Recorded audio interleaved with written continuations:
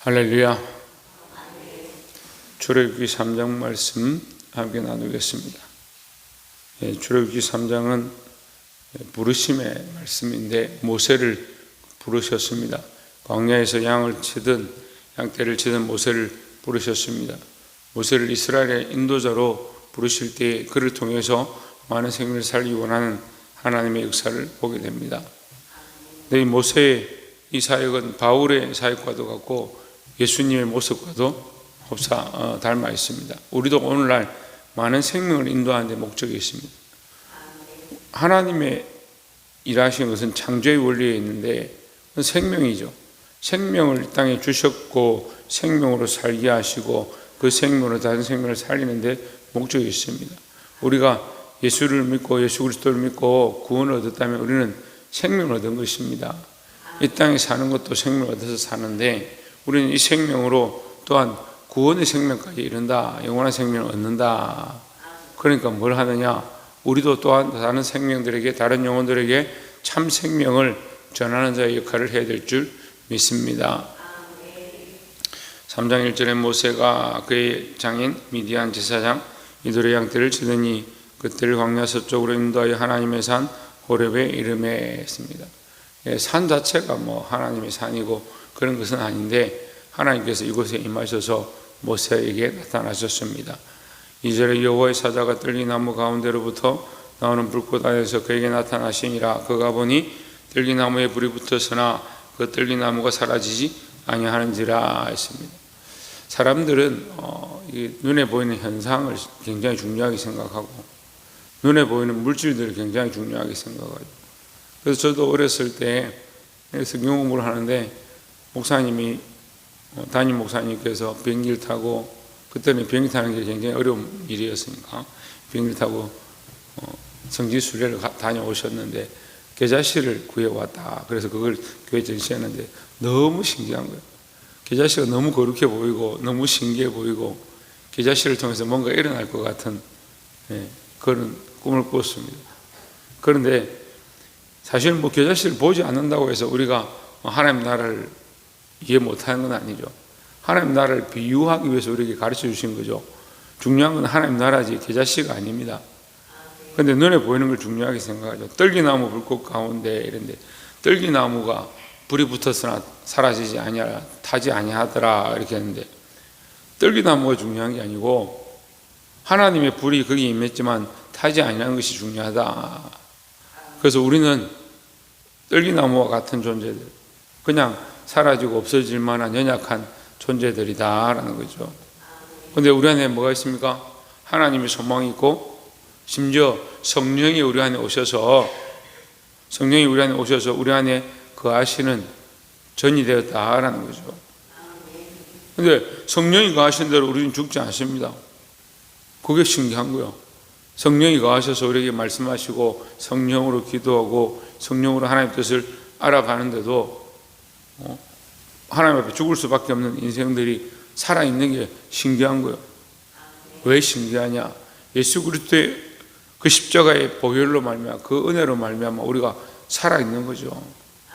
이게 하나님의 사랑입니다. 우리가 하나님 안에 거할 수 있고 불 사라져서 없어져야 되는데 이 연약한 육체 가운데 성령이 오셔서 우리와 함께 하시고 하나님의 말씀을 듣게 하시고 예수 그리스도를 알게 하신 이 은혜를 잊지 않고 승리하기를 주의 이름으로 축원합니다.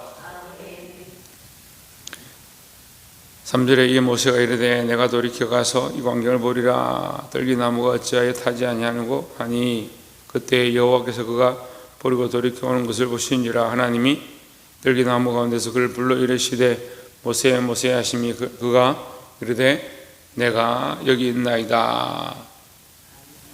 5절에 하나님이 이르시되 이리로 가까이 오지 말라. 내가 선 곳은 거룩한 땅이니 내 발에서 신을 벗으라 했습니다.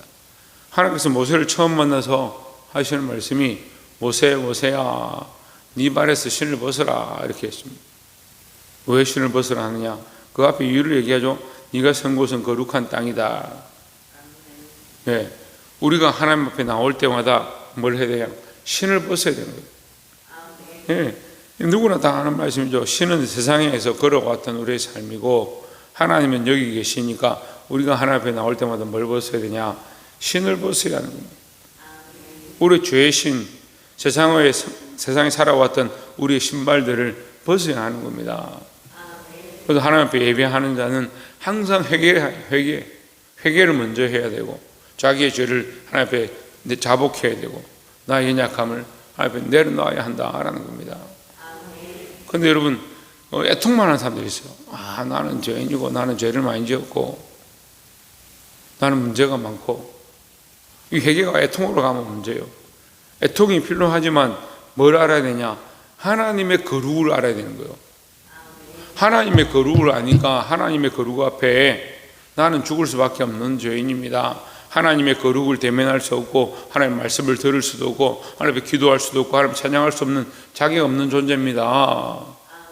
그걸 알아야 내가 죄인이구나, 내가 부족하구나, 내가 가능성이 없구나, 내가 죽을 수밖에 없구나, 이렇게 비춰지는데, 애통하는 사람들은 이거 나는 왜 이럴까? 심지어 자꾸 가다 보면 어떻게 해요? 나는 저 사람보다 못하네, 내 삶은 또 왜 이렇노, 나는 왜 이렇게 가난하노, 힘드노. 이거 한탄하기 시작합니다. 애통과 한탄이 연결되는 거죠. 여러분, 하나님이 거룩하시니까 우리 발에서 신을 벗어야 되는 거예요. 그 십자가를 바라보고 예수 그리스도를 바라보면 우리 발에 신을 벗을 수밖에 없고, 우리의 죄악을 볼 수밖에 없고, 죽을 수밖에 없고, 가능성이 없는 것을 보게 되는 줄 알고 늘 하나님을 바라보시기를 주의 이름으로 축원합니다. 6절에 또 이르시되 나는 내 조상의 하나님이니 아브라함의 하나님, 이삭의 하나님, 야곱의 하나님이니라. 모세가 하나님 배우기를 두려워하여 얼굴을 가리매 했습니다. 자, 이 말씀이 사실은 지금 3장의 제일 핵심이 내가 아브라함의 하나님, 이삭의 하나님, 야곱의 하나님이다 이렇게 했습니다. 이걸 굉장히 중요하게 생각하는데 사람들이 대부분 어떻게 해석하냐면 아브라함의 하나님, 그 아브라함과 함께 하셨던 하나님, 이삭의 하나님, 그 이삭이 살아있을 때 이삭과 함께 하셨던 하나님, 야곱의 하나님, 그 야곱과 함께 하셨던 하나님, 그 하나님이 우리와 함께 하시는구나. 그래서 거기다 자기 이름을 붙이는 거예요. 뭐 한윤희의 하나님, 뭐 영숙이의 하나님, 이렇게 자기 이름을 붙이는 거예요. 그런데 여러분, 우리가 조금 더 생각해 보면요, 아브라함이 중요할까요? 하나님이 중요할까요? 하나님이 중요하죠. 틀렸다는 게 아닌데 우리가 조금 더 주목할 수 있고 조금 더 집중하려면 하나님께 집중해야 되는 거죠. 하나님이 우리와 함께 하신 게 중요하지, 우리가 하나님과 함께 하는 건 별로 안 중요합니다. 그러니까 하나님 우리를 놓지 아니하시고 우리를 버리지 아니하시고 우리 하나님이 된 것이 너무 귀하고 존귀한 것이죠. 근데 사람들은 자기 이름을 붙이고 자기가 하나님과 함께 한 것이 굉장히 크다. 우리는 자꾸 변해요. 우리는 하나님과 함께 한다 생각하고 있지만 우리의 걸음은 아까 어땠습니까? 자기 신발로 자기가 걸어가고 싶은 대로 자꾸 가는 겁니다. 하나님을 잊어버리는 거죠. 근데 하나님이 우리와 함께 하시면 세상에 어떠한 것도 우리를 끊을 수 없고 우리를 빼앗을 수 없다는 것을 로마서를 통해서 말씀하고 있습니다.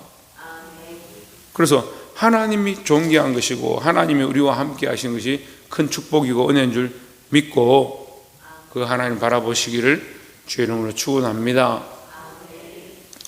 그런데 또 문제는요, 이 모세가 자기의 연약함들을 아주 자랑스럽게 얘기를 합니다. 11절에 모세가 하나님께 아뢰되 내가 누구이기에 바로에게 가며 이스라엘 자손을 애굽에서 인도하여 내리까 했습니다. 자, 이거 지금 보세요. 아브라함의 하나님, 이삭의 하나님, 야곱의 하나님, 이거를 그렇게 해석하는 거예요. 지금 이제 모세의 하나님 되셨는데 제가 뭔데 바로 앞에 가겠습니까? 네가 가는 게 아니지 않냐? 내가 간다, 내가 너와 함께 간다 이렇게 하는데 제가 하나님과 함께 갑니까? 이렇게 하는 거예요. 이게 주어가 자기가 되는 거죠.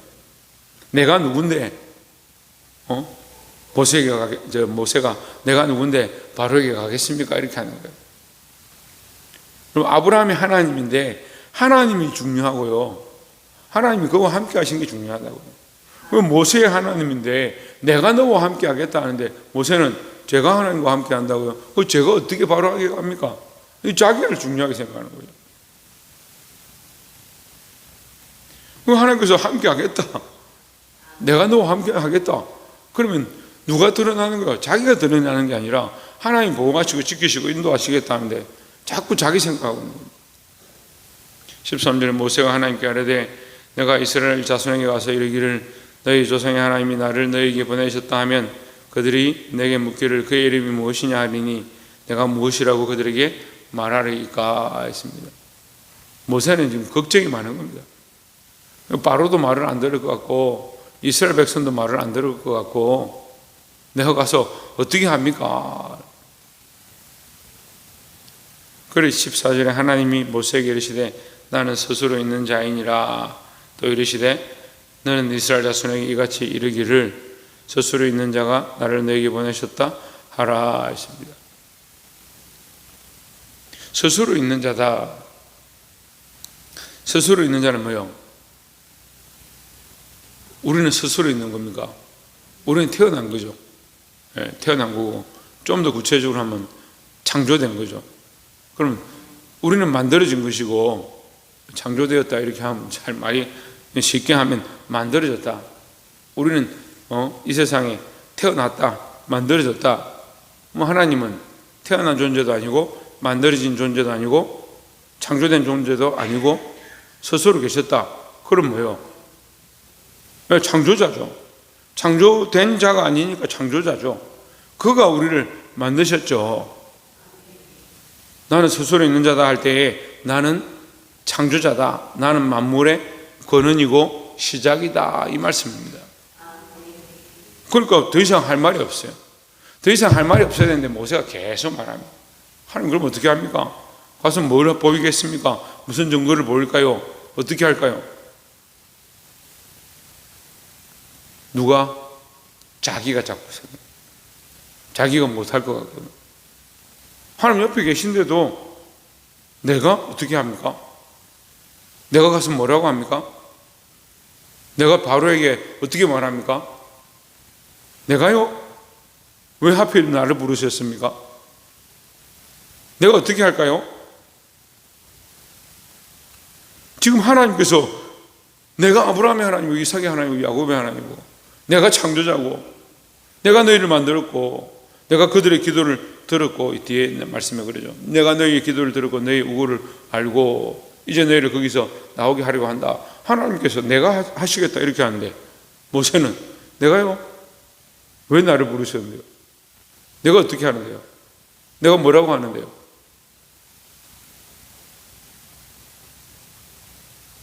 저도 목회를 하고 이렇게 말씀을 가르쳐 보면 참 답답해요. 하나님의 존전 앞에 와서 살아계신 하나님을 느끼지 못하니까 자꾸 뭡니까? 내가요. 내 사정이 그렇고요. 내 삶이 그렇고요.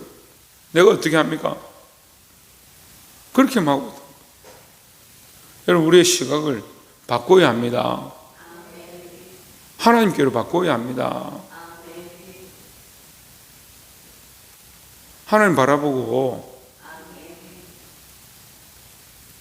살아계신 하나님 앞에 나와서 우리의 주어와 생각과 가치관을 하나님께로 집중하고 우리의 연약한 인생들, 나를 위해 살았던 삶의 걸음들을 회개하고 돌이키시기를 주의 이름으로 축원합니다. 기도하겠습니다.